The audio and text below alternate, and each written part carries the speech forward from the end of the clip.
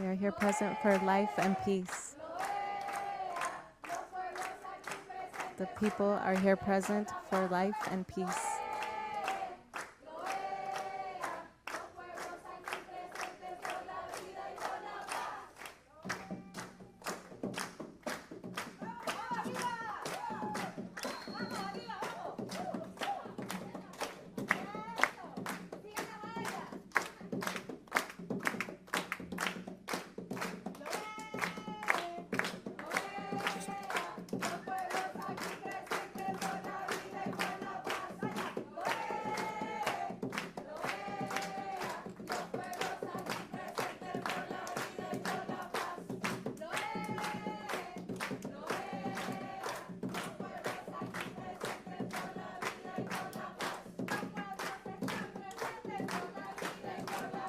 People are here present for the people and the peace. For life and peace.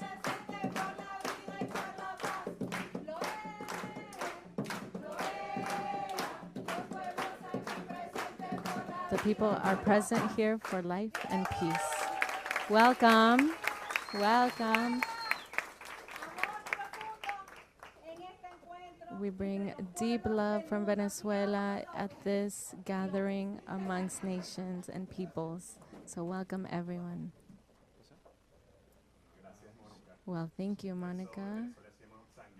In Venezuela, we call that a sangueo, the ceremony. Monica will explain it later. And I want to welcome you all. It's a great pleasure to be able to hold a conversation with Venezuelan feminists. My name is Leonardo Flores. I'm from Venezuela, and I work with Code Pink. Code Pink, DSA, and the Simón Bolívar Institute in Caracas joined together to bring this brigade of Venezuelan women on a 7-city tour of the United States, where they have met with elected officials and communities to denounce murderous U.S. sanctions and their disproportionate impacts on women and children. Their tour is ending in LA, and it's fantastic that they're here at the People's Summit for Democracy. This summit challenges us not to only imagine how to build but build a better world. In Venezuela, the people have been doing that just that for 23 years. A few miles away, in the Summit of Exclusion, the United States will talk a great deal about democracy and human rights, but the United States talks about democracy and human rights, but what democracy, what is the democracy in taking a virtually unknown politician and naming him the so-called interim president of Venezuela? Where's the democracy in attempting coups, financing violent protests, engaging in covert operations, and threatening a country with military action? Where are the human rights in imposing cruel sanctions that destroyed Venezuela's economy and led to the deaths of 100,000 people? The government of the United States has no moral authority to talk about human rights or democracy, but I'm honored to be sitting next to 3 women who do. In Venezuela, we're building a participatory and protagonist democracy. Yolimar, Anggie, and Mónica are perfect examples of women who have been protagonists in the struggle for campesina, farm worker, indigenous, and black recognition and rights. And like them, there are millions of people in Venezuela resisting a hybrid war and building a better world. So let's start with Yolimar. Yolimar is an industrial engineer, member of the International Brigade of the Workers Without Land, the LST, and she was part of the movement to offer training against sexual harassment. And she has worked in the International Institute, whose mission is to provide training for adults. And so, Yolimar, I'm going to start with a few questions. The sanctions have had the most impact on oil shortages. Can you talk about how those impacts and why Venezuela, an oil-rich country, has experienced fuel shortages? Secondly, how have people and farmers responded to the sanctions and its impacts on food? Well, first of all, I would like to express deep gratitude on my behalf, on my comrades' behalf. We are truly excited to be here, stretching these solidarity links and participating in such an important event that, as Leonardo mentioned, is an alternative event to the summit that supposedly convenes all of the American countries, but we know that that's not the case. So I'm very thankful that you all are here and that you are here. In this session, we feel honored, we feel further committed, and we consider this gathering of ours to be one of the key actions to stop the blockade that currently exists against Venezuela. So thank you for being here. In regards to the question, Leo, yes, effectively, these sanctions, and this is a misnomer of a term because these are unilateral measures that the United States is imparting on whoever they want. And we in Venezuela, we have lived through this firsthand, especially since 2015, which the president at the time, Barack Obama, declared that Venezuela was an unusual threat to the United States.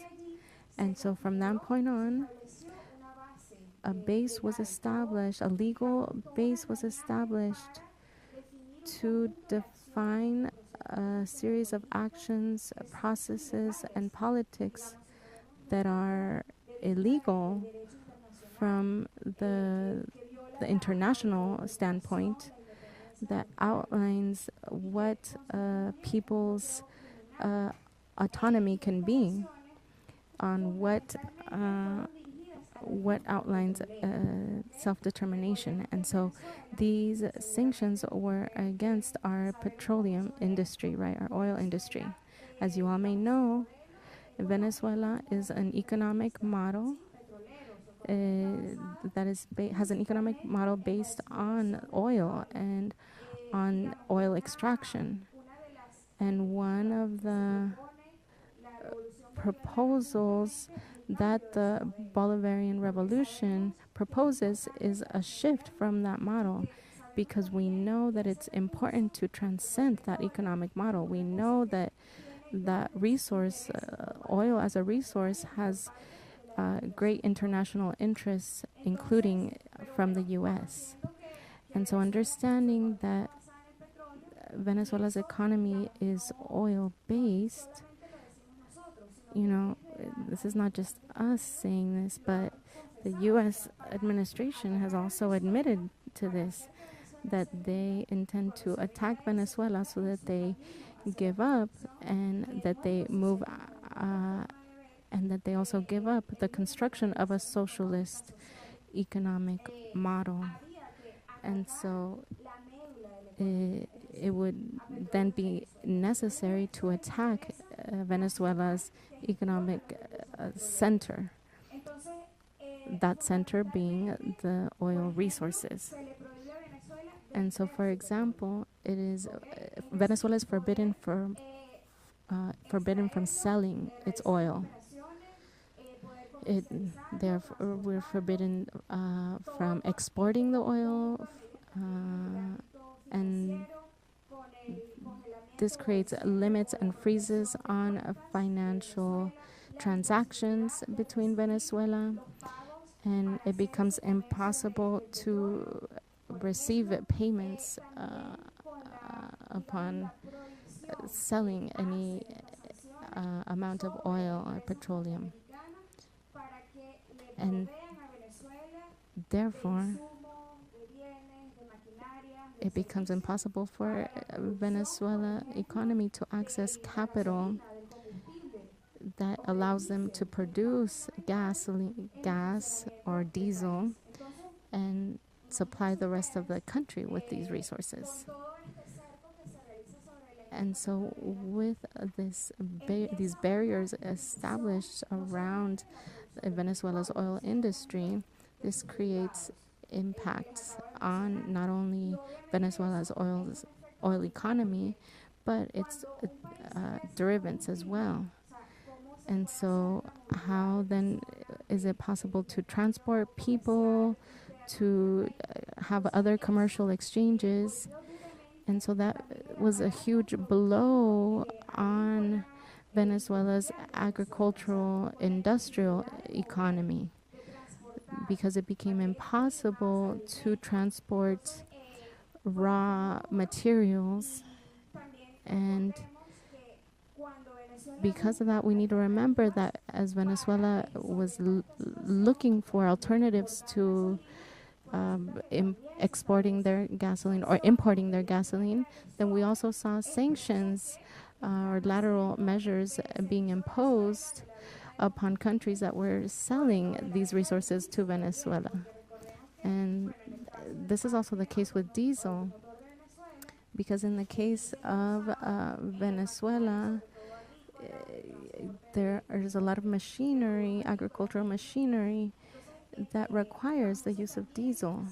And so we saw how this sector was also gravely affected. And so despite all of the attacks that the oil industry has suffered, an industry which I was part of for more than 10 years, it is important to highlight the courage, the bravery, and the commitment of the workers who are still in that industry, in that business, because they are putting in hours and hours of work to push forward an industry for which sanctions severely affected, not only in regards to gasoline production, but also the oil fields, in the operations of the oil fields. So knowing that the Venezuelan economy is based on the oil sector, and so we need to understand that this sector has been in existence for longer than 100 years.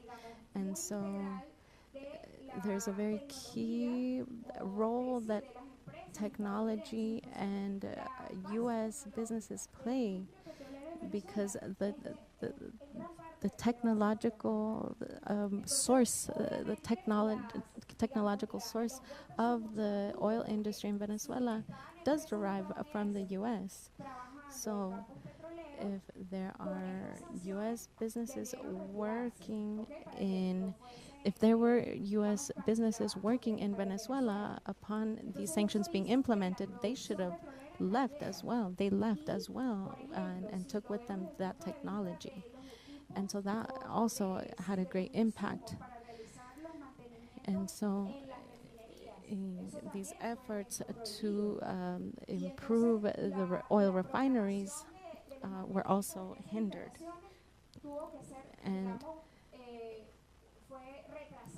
And so a lot of this work was really held back and delayed. So there were a lot of issues in being able to produce gasoline with the few supplies that we had. So this really created a grave impact upon the whole supply chain of the oil industry. So I repeat, the workers of this oil industry in Venezuela have a fundamental role in creating a new progressive direction in which they are leaning on international support to reestablish their operations. And from an agricultural standpoint, as our comrade mentioned, I am in support of a very important brigade that has been in existence since 2005 in Venezuela, and they have been learning with us since then.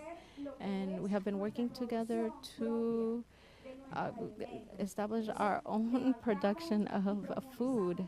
So we have been strengthening the chains of food sovereignty, rescuing our seeds. In Venezuela, there is a law, I don't want to be arrogant, but it's one of the most advanced policies in regards to the preservations of native seeds in Venezuela. And we have been working with indigenous communities, with farm workers through different organizations to build education about the importance of preserving, of rescuing our seeds, our own crops, because obviously as with the oil culture that we have, petroleum culture that we have, it used to be a country that was exporting a lot of processed food. And so little by little, we are rescuing a vision of a healthy and sovereign food and food sources. And so there we also cultivate that struggle and that resistance that our people carry. And despite all of the challenges that we've encountered, these people have refocused their efforts to work the land. So you all may know of some of the biggest policy processes of redistribution of the land. And because of this, primarily, we saw that the U.S. supported a coup d'etat in 2002 in Venezuela. And so we understand in Venezuela that the land belongs to those who work it. And so people have begun organizing production brigades across national geographies. And little by little, we see national production increasing on a national level. So I don't know if there's any other questions, but that's it from me. Thank you.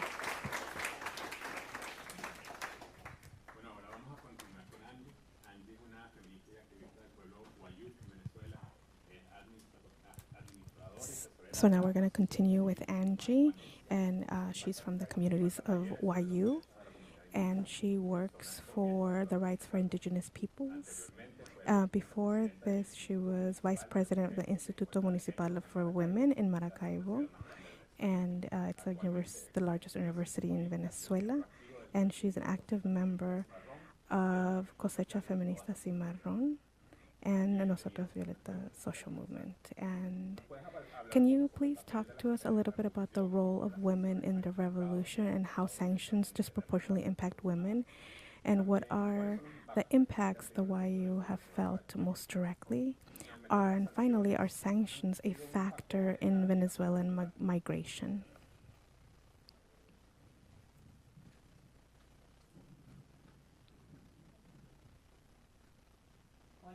Hello, can you hear me? Okay. So first of all, I am very grateful for everyone present. For us, it's really important the fact that we are here. It eliminates some of the barriers in regards to communication, because everyone hears the truth from people who have had a particular perspective, but not people that have lived in Venezuela and what we experience and how we experience sanctions in Venezuela. So this is my area of work, the issue of human rights, and mainly for women and for indigenous peoples. I live in a territory that is in the border of Colombia. It's established border, and in that state, for the YU communities, there's about 4 or 5 other populations, Yupa, Lavari, and Apredia, and Anu. And all of us are at the border areas. I'm on the side of the Colombia by Guajira and Anu, and the other communities are in the border by the interpreter couldn't hear. The sanctions and the way they've impacted us is in multiple forms, mainly with the arrival of the revolution. Women have been able to be empowered in a very important way, because what we've achieved, the majority of those projects and programs were led by women.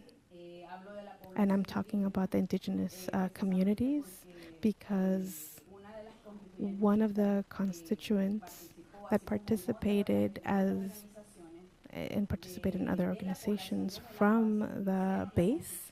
They developed the new constitution so that it would be, um, so it could be a law that supported indigenous communities, their territories, culture, and languages. Dr.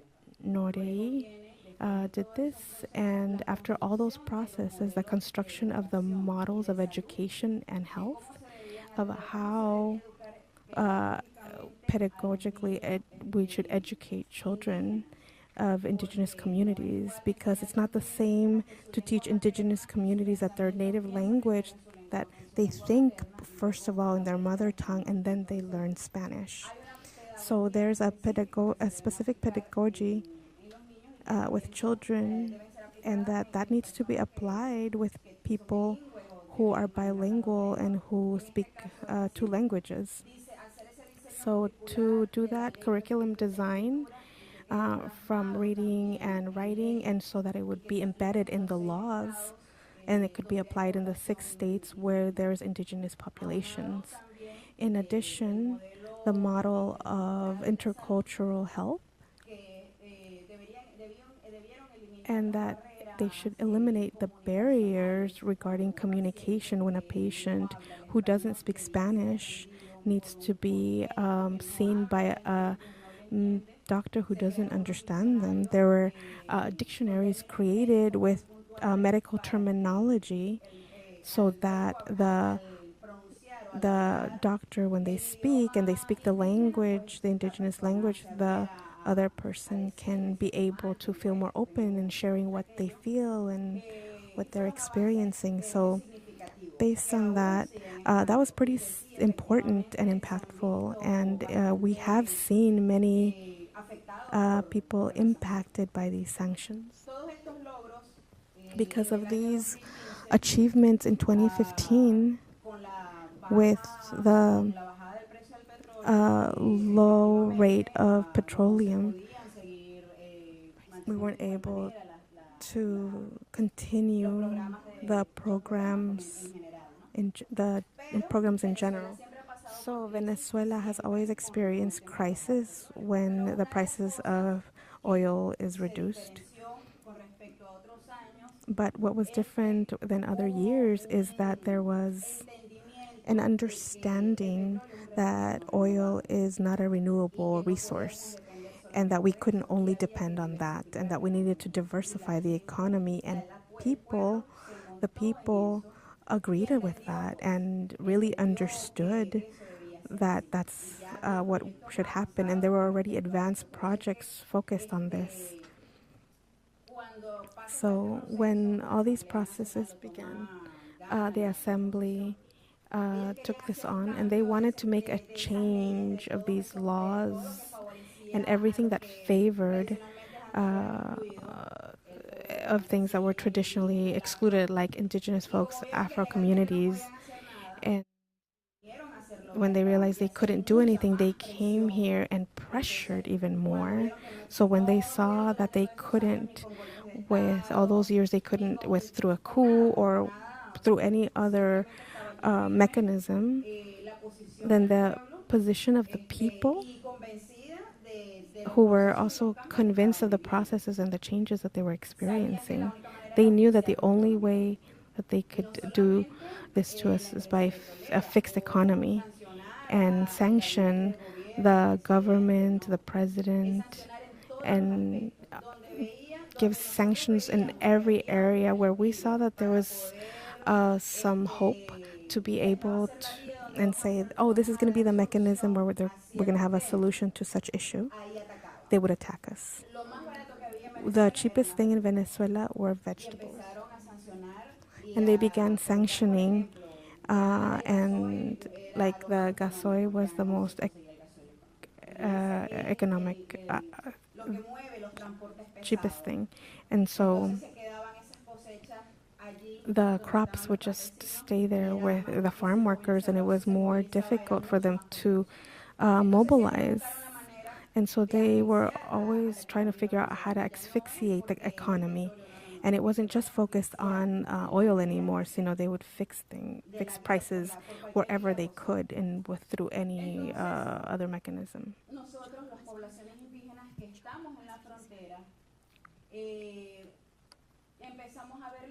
And then we started to see forced migration in Venezuela of folks who are super valuable and professional teachers, doctors, and all of that in the social investment that the state did with people who got 3, 4 different titles like masters and doctorates. The president called this the crop of petroleum, and they always saw this as a social investment. So to see these folks migrate and see them in the borders and to experience all types of things, the fact that these folks got into all different types of situations like violence and so on, and they were being used by people who did human trafficking, and they don't see it in that way, but that is exactly what was happening, and it should be called that. It's human trafficking. And women and girls are the most vulnerable in these situations. Aside from, well, I always say this is like a secret, right? Interpersonal violence, intrafamilial violence, domestic violence. When we're talking about the precarious resources and to have to stay with your partner, with your family, and aside from that, having to migrate. So all those things that were easy for people just to go to the supermarket and find rice and come back, that wasn't easy. It became a huge mission, right? To take care of children and to go to work wasn't possible anymore. And so women needed to stay home. And it's going back 30 years what women would do at home. They needed to stay home, take care of the children, go to the supermarket, and if you couldn't find that product in one place, you needed to go somewhere else, and it was more expensive, and money was never enough. And the issue of wages that weren't enough and that were imposed on us, the dollar was imposed into our economy. And to reduce and get rid of our national money, and it was a symbol for every state to have your national currency, and to have to change to another type of currency, and that was worth more than your own currency. That was pretty significant because people were always looking for the dollar instead, and so it showed up as the strongest currency. And that forced migration caused this. And then there were people who were persecuted politically. People were looking for asylum or TPS. And that also, in a way, nourishes the sanctions. So they would say, oh, well, you have a lot of political people who are politically persecuted, and you have a strict regime. And so people left Venezuela because they tell them you can live in any other country except Venezuela because that's better. And aside from that, they sell the American dream, right? You can be better in the US or in any other country, but not in Venezuela.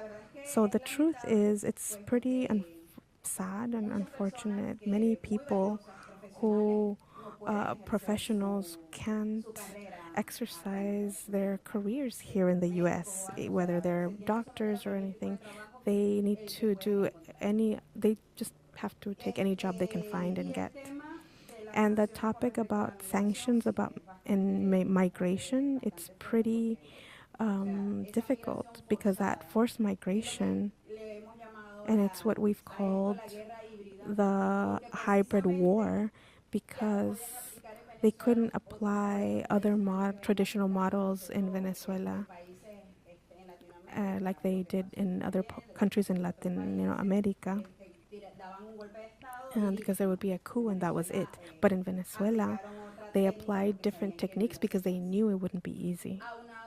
And in addition to that, the ones who apply the sanctions aren't the people who migrated by force, but the traditional families in Venezuela, which were the owners of the oil companies.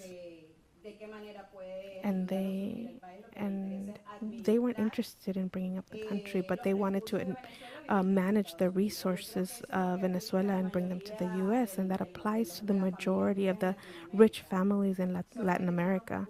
So they just want the resources from their state and live here in the U.S., and that is why they accept and become subordinate of the leaders and the sanctions that the U.S. Applies. So that is all.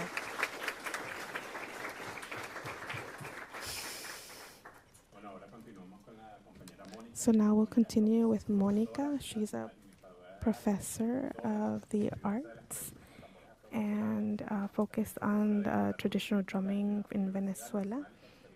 And she's a professor of literature and culture of national experimental arts in university and writes a regular column for online magazine. And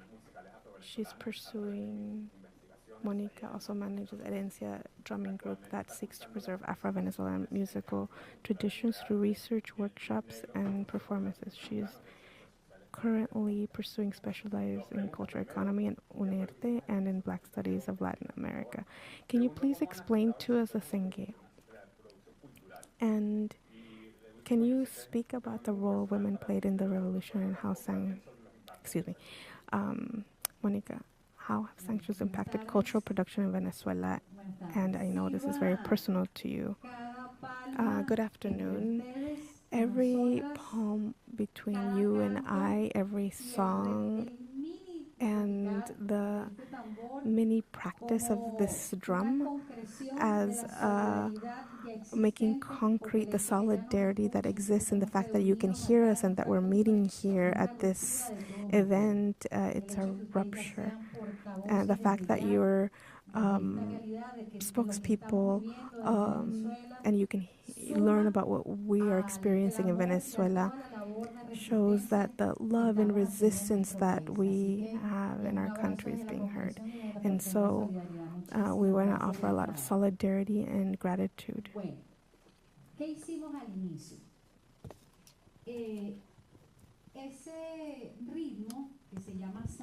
Wow, let me explain what we did at the beginning. That drumming and singing that you heard called sanguineo is what has made us, since the beginning of time of the Afro-Venezuelan community, been what keeps us going. But since 2015, it has been our spiritual salvation. Spirituality is the strength that characterizes us as a Venezuelan culture. Sangueo is a ceremonial rhythm that is played actually in this month of June, in which we honor San Juan Bautista, Saint John the Baptist. So I want to ask you all, do you all honor Saint John, the one who baptized Christ from the Catholic tradition? So raise your hand if you have that tradition. Okay. Well, we know that Catholicism is a Christian-imposed practice. However, in conquered territories that also experienced slavery, we also birth a syncretism of indigenous and Afro practices. And so amid this painful crossing of syncretizing of practices, we see this ceremony in which we honor Saint John the Baptist, right? So this is the day that this saint was born, and this was the only day that was given off to enslaved people in Venezuela. And so this story is adapted from Christianity, but through this celebration, we manifest a form of liberation. And that is why today we started this space with the sangueo to meet each other with a cry for liberation, denouncing the oppression of communities all across the world. So yes, it's a sangueo from us to you all, but so that you can all see your own oppressions reflected back. And through this, we remember, we are reclaim this practice, this Afro-Indigenous practice, and we visibilize the drum. First of all, we also have a celebration in December that was declared in December of the UNESCO declared the drum and this practice as a Venezuelan patrimony. And in Venezuela, we have been able to integrate a lot of these patrimonial celebrations into international recognition. And this happened throughout many of the sanctions that have been imposed. And for purposes of time, we're only going to use the term sanctions, even though other terms could be applied to what these practices are. But as my comrades have shared what we have experienced as a people, our empowerment, and the fact that they have named that sanctions are a punishment for what we have accomplished. So everything that we have been able to conquer or accomplish as a community, one of our strengths as a Venezuelan people is that we are a people who take action from a community standpoint. And that is our best strategy against imperialism. They have wanted to divide us, to conquer us. And I want to get back to Leo's question about cultural production. When we are lacking of food and healthy food, we have a phrase that Venezuelans say, and that is, where one person eats, two people can eat, and many more will eat. And so we really take this approach in order to address the lack of food access that we have, not only in Venezuela, but in the world. And you know, if we look at these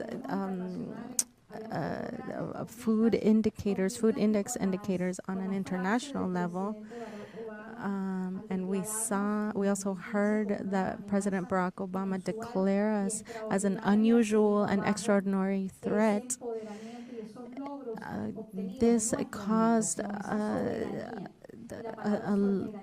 different understanding of what our own food sovereignty would look like. And now in 2022, this idea that we can be have sovereignty in terms of food is still being challenged. And we know that our commander Chavez prepared us for these kind of situations. You know, we understand that we have to stay ready, and we've had that kind of training and education around that. We've also had to reinvent ourselves as we have been cornered after President Barack Obama and Trump really deepened that idea of the fact that we lack the ability to be food sovereign. And so how did we approach this issue? Yes, our calorie rationing did decrease. However, at the same time, this Bolivarian revolution has been a process in practice of experimenting and relaunching our practice of the 3 Rs, of revolution, of revisioning, of reintegrating, and we began deepening our community practice in growing our own food. So if we have been lacking transport to transport food, then as a community we began looking recreating maps of to transport our food across the country. And so, as I mentioned, throughout these 7 years of sanctions, we have not stopped producing. However, cultural production in our country has decreased. And when I speak of this, I speak of the cultural industries in our country. So in 2014, I'm going to give you a specific example of what has happened with a lot of groups and organizations who have been self-organized and autonomous. There has been at an institutional level that has supported cultural production, and so we see this ghost sponsorship also coming on a public level. So we have had many cultural congresses, and we have held many spaces in which the voices of Afro people, indigenous people have been highlighted. And so we have a history. Those of us who have been silenced, we are put to the center. And so many cultural institutions have provided the platform for us to showcase our work and share our cultural practices. And so,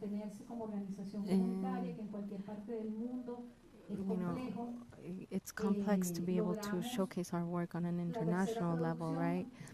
But in our third series of production, we were able to receive a nomination for an internationally renowned arts prize, the Cuba Disco. And we also received recognition from the Latin Grammys. For those of you who live in this territory, in this land, if you don't have access to promoting your music, your performance work, then you don't exist, right?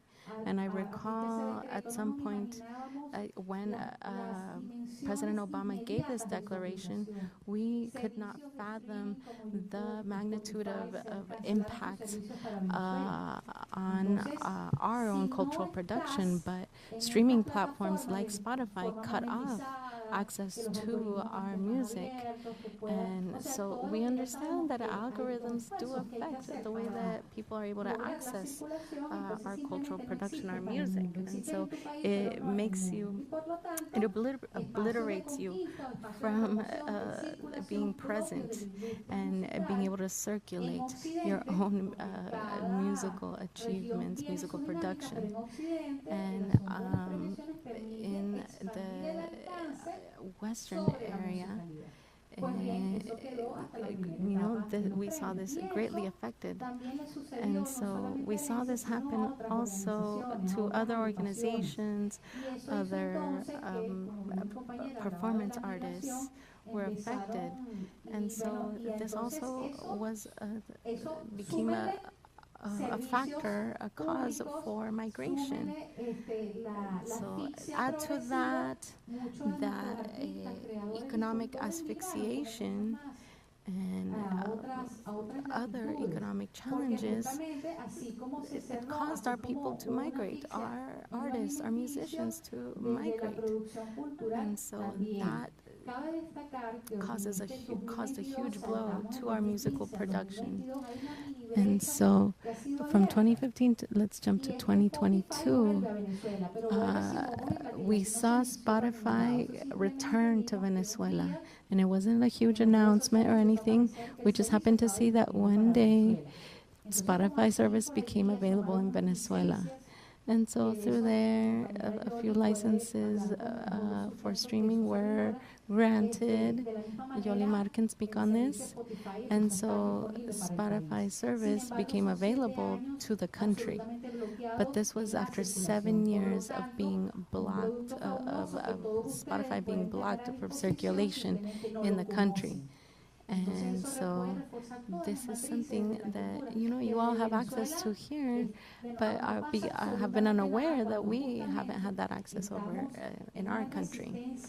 And so we are, engaged in this resistance, in this insurgency across different institutions.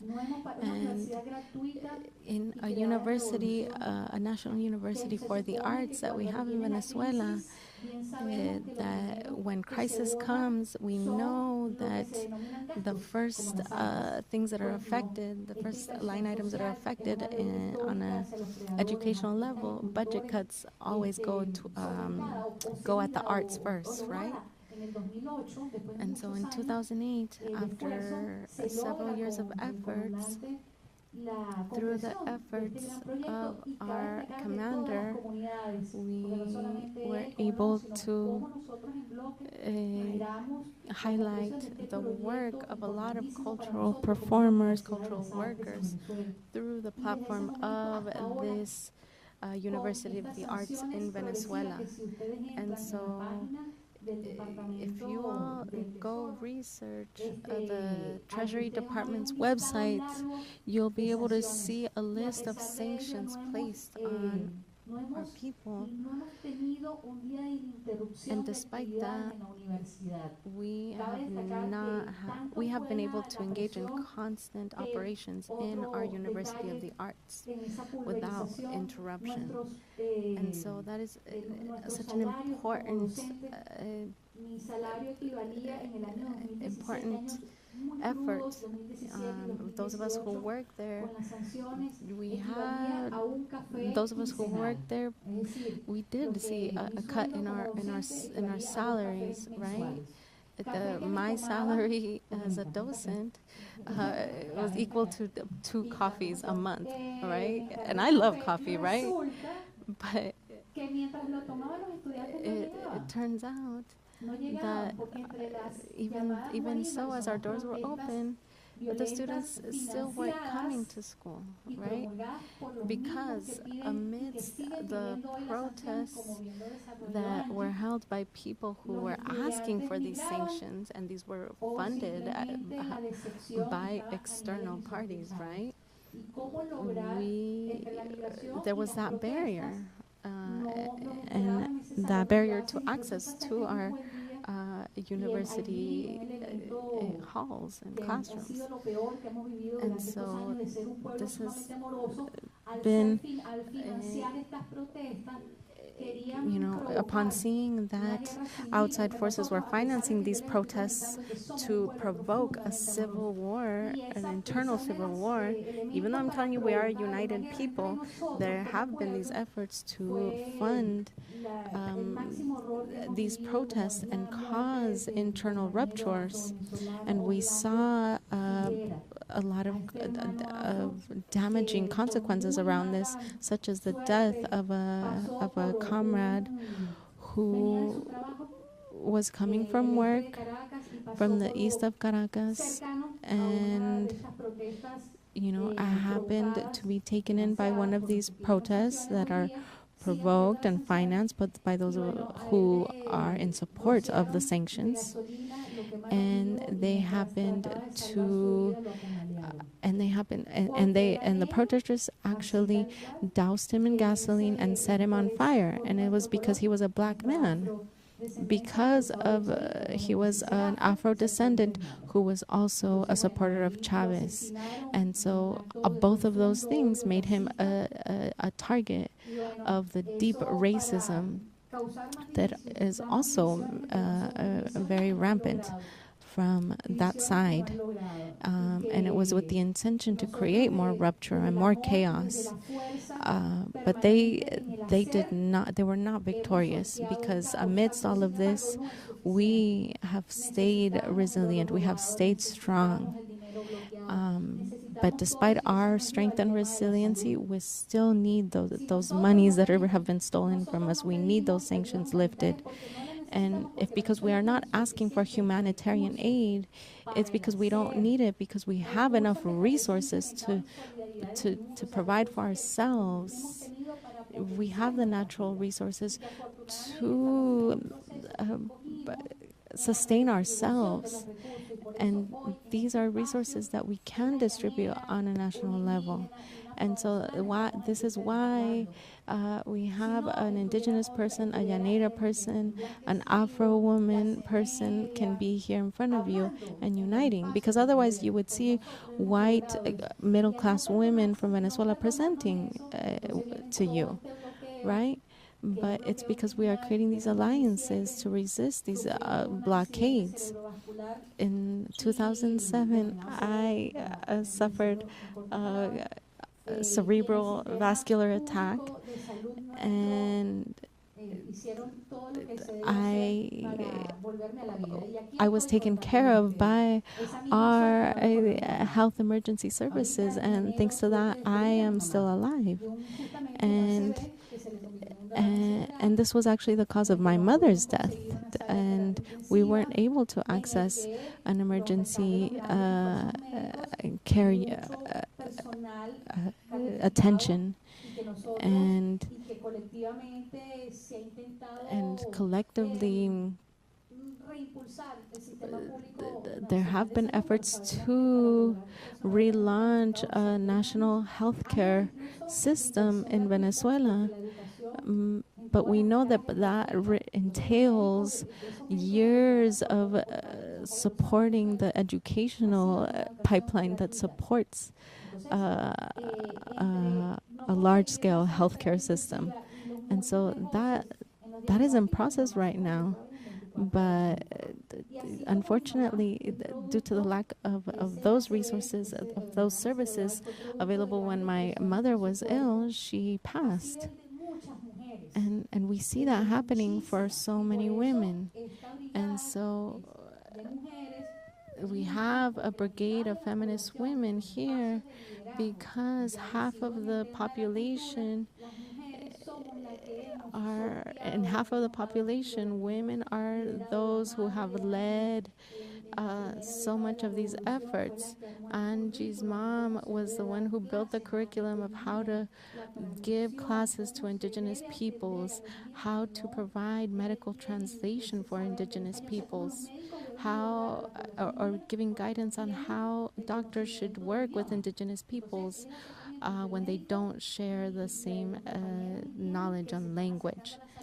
And so there's a lot of indigenous people who were coming with health issues that weren't being adequately served by the healthcare system. But her mom was one of the people who built this curriculum.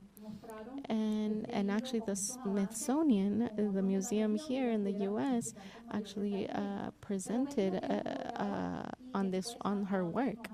And so look at all of the work we have been able to do in comparison to the efforts to asphyxiate, to create a chokehold on our economy.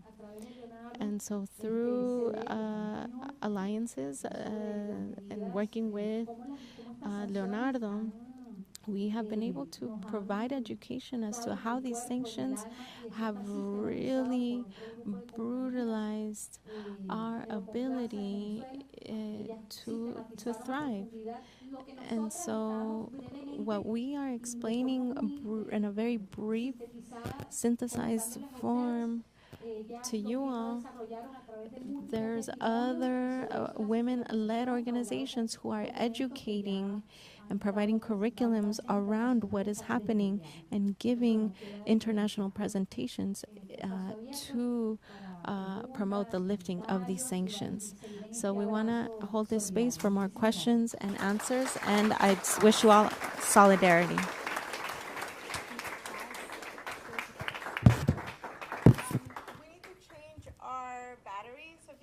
off your equipment, we can do that. Thank you so much. Tenemos que cambiar las baterías. Or just lower the volume.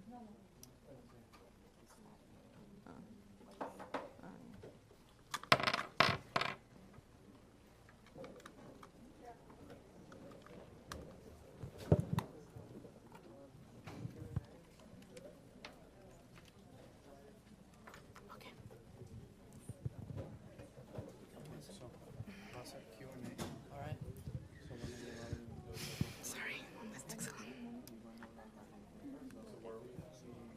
So I'll just look to you. Sorry that went so long. So if you have a question, please line up on the right side of the room. Bueno, si tienen alguna pregunta. Por favor, hagan la fila aquí a la izquierda. Tenemos unos 5 minutos para preguntas. We have about 5 minutes for questions, so please get on the line. We're going to have maybe 5 minutes of Q&A, and then we're going to actually have a special message from... Y vamos a tener un mensaje especial también de Venezuela y lo voy a explicar en un momento.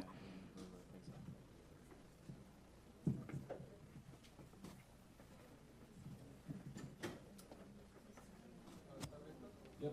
Sí, y ahora listos para las preguntas. Yes, we're ready.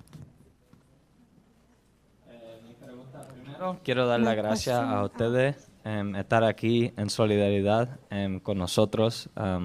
Nosotros representamos trabajadores. Desafortunadamente, nuestro gobierno no representa a nosotros, pero tu gobierno sí, y se nota. Entonces, gracias. Y gracias por compartir sus historias con nosotros. Mi pregunta es, con todo lo que está pasando ahora, o sea, los Estados Unidos todavía no quiere reconocer a Maduro como presidente, pero tampoco están hablando y pues hablando sobre el petróleo, ¿no? Entonces, ¿cuáles son los cambios que ustedes han visto? ¿Hay menos sanciones ahora? ¿Cómo está cambiando el ambiente ahora que el Estados Unidos necesita petróleo y no quiere pedir a Rusia, ¿no?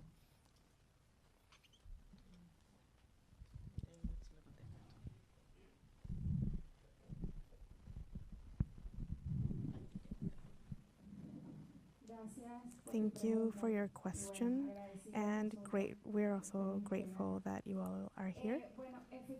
So, the sanctions continue. We live in a period that's pretty intense since Obama's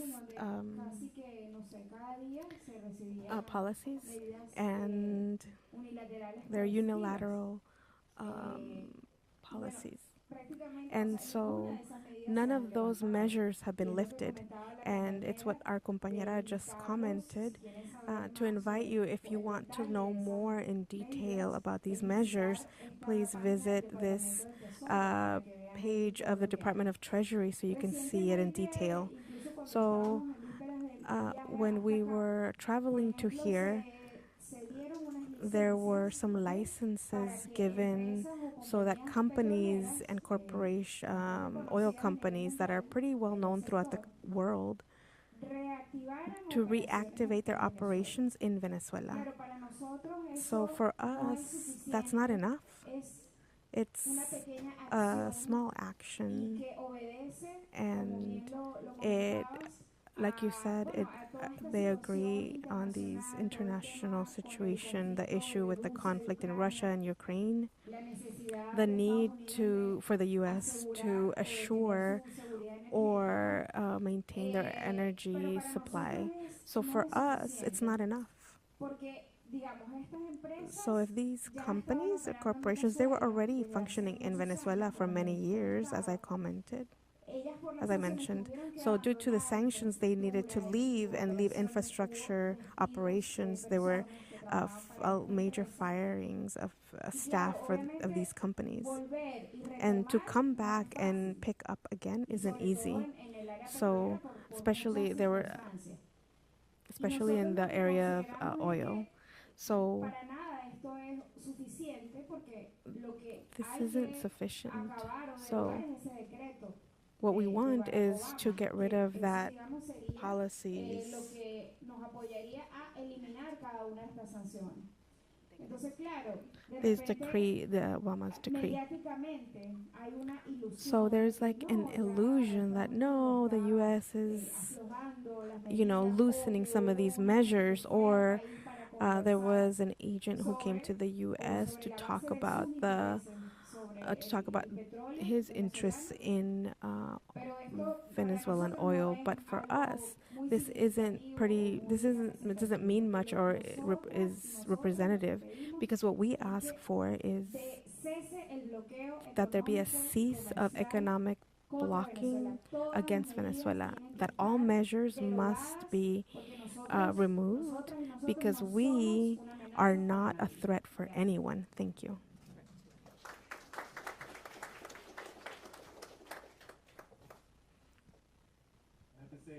Quiero decir que me da lástima que no puedo hablar su idioma, pero espero que... I don't know what I was going to ask you. I'd Pero just sí like les quiero hacer una to pregunta, say that y es una thanks lástima for que no hablo su coming idioma, to pero les quiero decir California. gracias por venir a You California. guys are very, in my mind, the most courageous humans in the world, and in the country that's Venezuela. You guys have really stood up to Goliath, and sadly I'm within the belly of Goliath. To put it, and put it in simply, I just like to also question. I mean, I'm involved in the live music community as well as technology. And you were saying, you were saying about Spotify. I mean, Spotify is very limited when it comes to music that are streamed. They have their limitations. It's like I can barely, when I type in a name of artist or a band, it doesn't, it's like it slowly appears. So there's some technical issues with Spotify. If you're typing a particular artist or band, I mean, but with YouTube it's no problem. But shortly, I want to not take up this whole minute.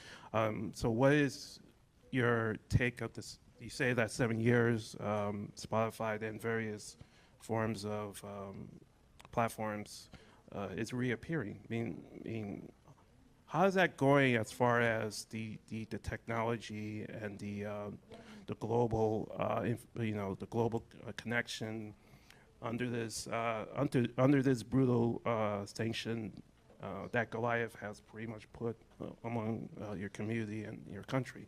I mean, can you elaborate more on the situation in the music and the arts of Venezuela? I mean, if you're able to. Thank you. Bien. So today, or now, so I'll let him take a seat so he can hear the interpretation and listen to the device. So in regards to the now, to today, we have a platform that was also impacted. Companies such as Cantebe they've been annihilated. Cantebe is the company, the national telephone company, where we get service and is democratized, and it's Telefónica Venezuela, Cantebe. And for many, it was the service for that provided phone service and internet.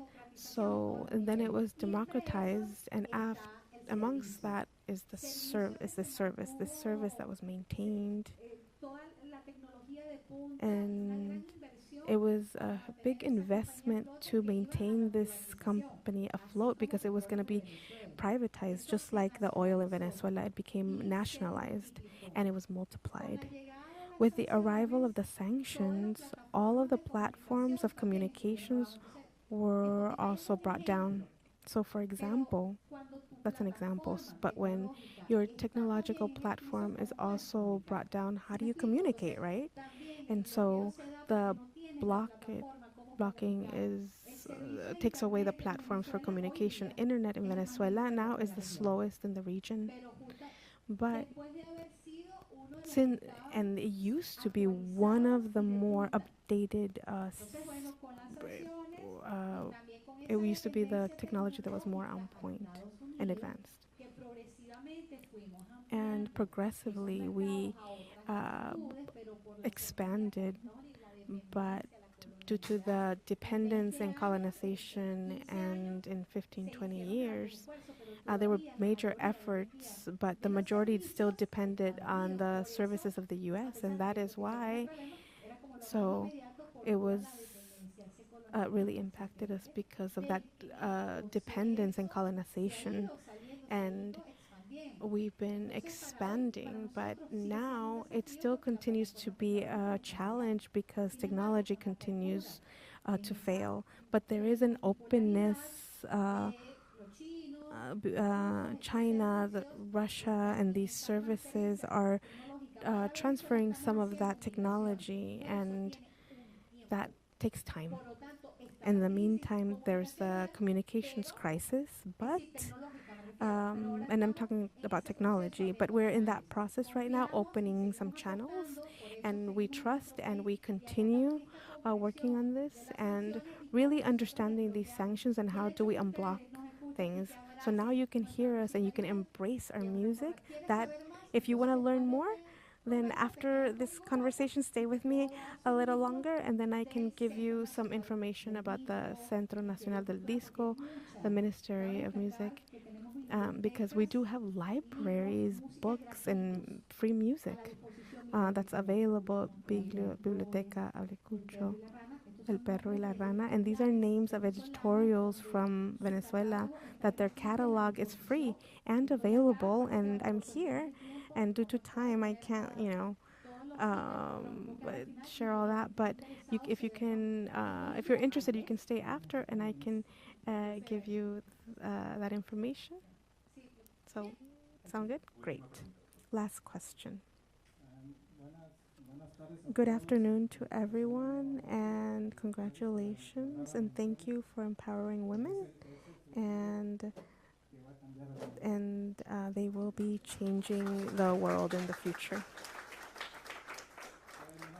My name is Hector Garcia. I'm part of an organization from Las Vegas. It's called Worker Center, and we work with workers and human rights. And our organization is focused on inclusion, includes everyone. And so we know that imperialism imposes these sanctions and to destabilize communities. And my question is, what are you all working on to empower the people? Because the people save the people. And so that's my question. So what are you all doing? Or what are you doing? What will you do in Venezuela to change things? Because there's problems all over the world if they destabilize what's happening right now with oil. So the people, because there's this destabilization, people migrate. People don't migrate because they want to. They have to. Sorry for talking like this, but it just enrages me. So that's my question. So knowing that you're rich in oil or petroleum, sometimes our countries, for example, if there were refineries with you all, it would be different because you would be sustainable. So what work needs to happen to bring this peace to your country?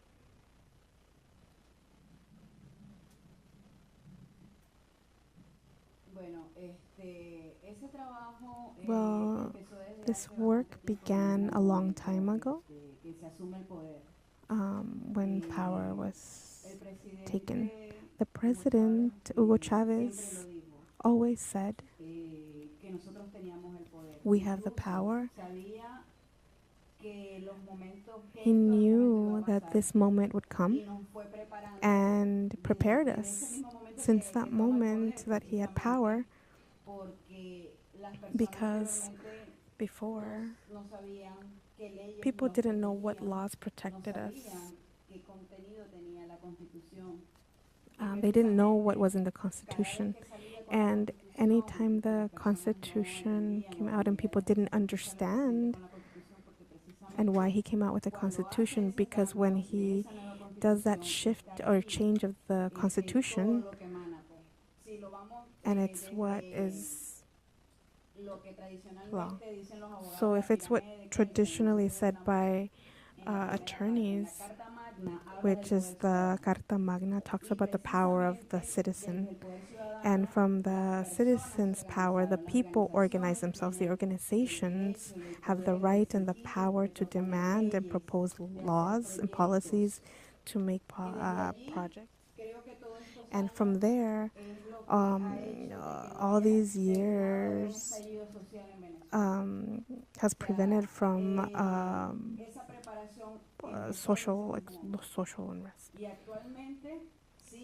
And we weren't caught unprepared, but the day that the president left, when he was going into his second treatment, chemo treatment for cancer, I think that was his goodbye, and he sent a really clear message. Remember that you have a country.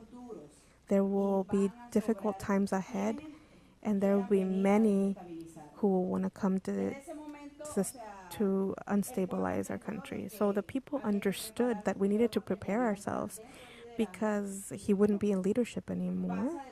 And everything happened, right? Like in any country, corruption, internal wars.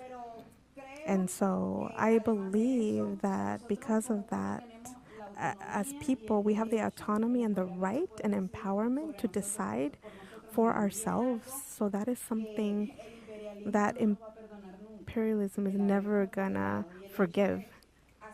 So the fact that we're conscious that we know that that oil is ours and that resource is ours, because if it wasn't oil, it would be gold, it would be any other resource. And it's the fact that we are aware that that's ours. So the fact that we know that, of what our rights are, and to feel empowered, then the rest will, come along. And the fact that we are continuing to be organized. Thank you so much.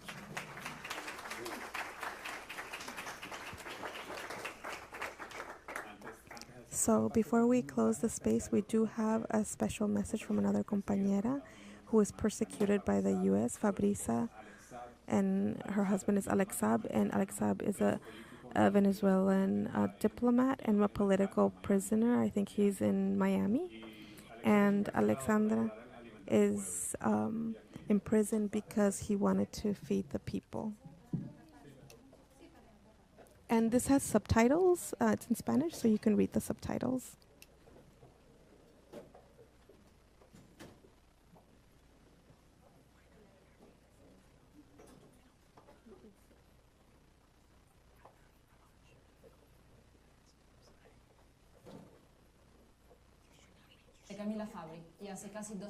Soy Camila Fabri y hace casi 2 años un monstruoso agresor se llevó a un miembro de mi familia. They took my husband and he was kidnapped by the U.S. If I were asked to make a summary about my husband, I would say that my husband, in complicity with Cape Verde, prevented a Venezuelan diplomat have a third mission, humanitarian mission. But another way to say it is that 3 children saw their father go to work. And yet another way is to say that we are in a presence in Latin America, and that is why I want to tell you. What I want to tell you is a little more complex. Since 2015, my aggressors set his sights on my country where my children grow. And they targeted this country as an unusual and escalated it to many levels. And frankly, some of us never imagined this. The aggressions were planned, as the aggressor would later admit to promote with violence, which, in big quotation marks, would be popular. At least this is what some said. But time taught us to translate specifically popular what that actually meant. They wanted to make sure that the aggressor wanted to make every Venezuelan hungry. The intention was to make the people be desperate so that they would react explosively against the government. Whoever knows Venezuela knows the vital comprehension and caring role of women in all areas of life in Venezuela. My aggressor then. Because most of them are breadwinners. The aggressor limited the possibilities of trading, selling products produced in the country. He denied the possibility to negotiate, to use payment and collection systems. Suppliers and buyers were quickly targeted in order to force them not to work with Venezuela, continuing the decline of the domestic market. Venezuelan households are increasingly hit by sanctions. The coercive measures taken by the aggressive governments against households are unilateral. It is extraterritorial of the laws of the country that affected everyone, but specifically women. Every woman in Venezuela has been attacked by the unilateral coercive measures imposed by the U.S. government and Venezuela. By virtue of this, the Venezuelan government took exceptional measures because something had to be done to avoid more suffering in the home of Venezuelan people. The aggressor was already showing his face and caused anguish to the country's breadwinners. Among these special measures taken by the Venezuelan state, they named my husband, Alex Saab, as an accredited diplomat to represent Venezuela in special missions. This mission sought to get food, medicine, fuel to the country.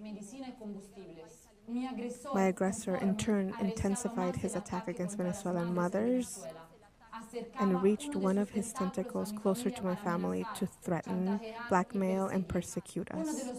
One of the most incredible moments was when one of Alex's sons was sanctioned on the OFAC list 1 month after his 18th birthday. That is to say, they launched a full-blown attack on a teenage boy. For God's sake, he had just turned 18 years old. The arrival of COVID-19 pandemic presented a new opportunity to the aggressor in its plan against Venezuela. Ironically, the aggressor did not expect discipline, the calm, and the intelligence of the Venezuelan people, the wise decisions of the Venezuelan state in the face of the pandemic. Every woman in every home, every family, and each one calm but always alert, and the government taking action to get what was necessary for the country in order to address this. The economic warfare in parallel with the pandemic. Everyone saw how ships with gasoline heroically arrived in Venezuela, despite the fact that the same aggressor tried to buy off the honor of a crew on a humanitarian mission. Unfortunately, other ships with fuel, masks, and alcohol were stolen by the aggressor like pirates to continue to coerce households to see them suffer. Many people have denounced this. Many are now here, but the hegemonic mass media, being a tentacle of the aggressor, did not hesitate to cover this up. They did not hesitate to lie and hide and defame in order to contribute to this lawfulness, to the nervousness. At the height of the pandemic in June 2020, Alex Saab, as a special envoy on a humanitarian mission to guarantee the arrival of fuel and medicine for the fight against COVID, food and products to Venezuelan households. On that mission, he was kidnapped, tortured, harassed, signaled, accused, and all of his rights were violated. His status as a Venezuelan diplomat was denied in violation of Venezuela's sovereignty. The Vienna Convention was ignored and violated. A diplomat on a humanitarian mission was abducted in a unique, unprecedented, and illogical case. Alex is still being held hostage in the U.S., but as long as he could, he continued to fulfill his mission as a diplomat. And in the country where he has welcomed millions of migrants who, like me, have been welcomed with open arms by loving the mother of Venezuela. This aggressor is the same one who put at risk the food to feed Venezuelan children, the diapers, the carbohydrates for Venezuelan tables, that even prevented the negotiation and payment for the COVAX system, a war.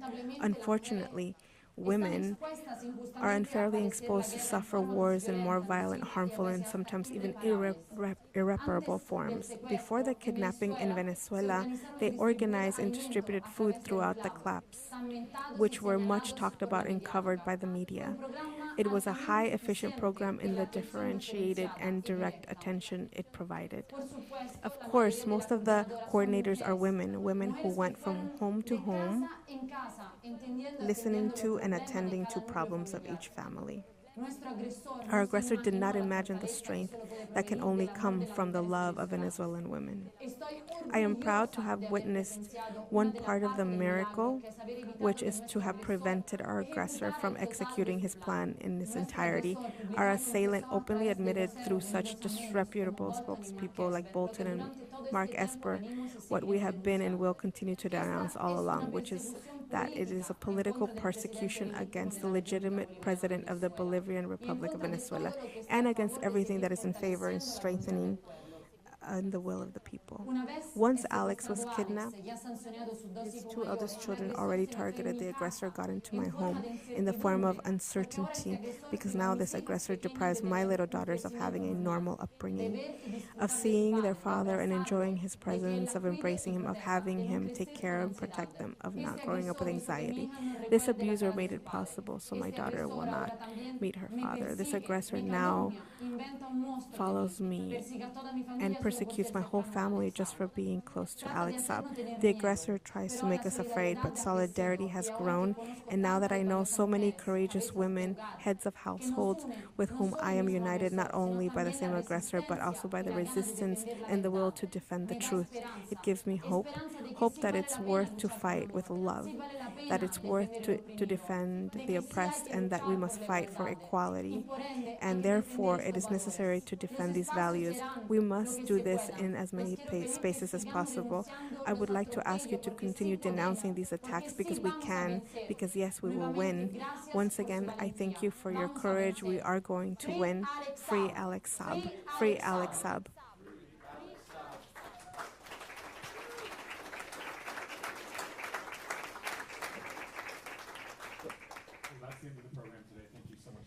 Y ese es el final del programa el día de hoy. Muchísimas gracias por estar aquí el día de hoy. Un aplauso ahora aquí para las presentadoras.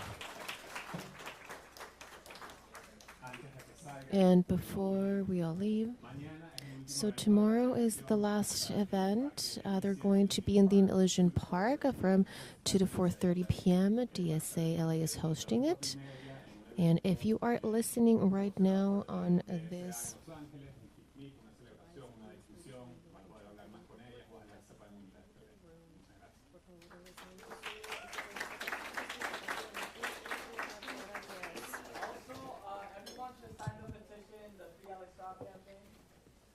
just look up freealexsaab.org and you'll find the petition to sign.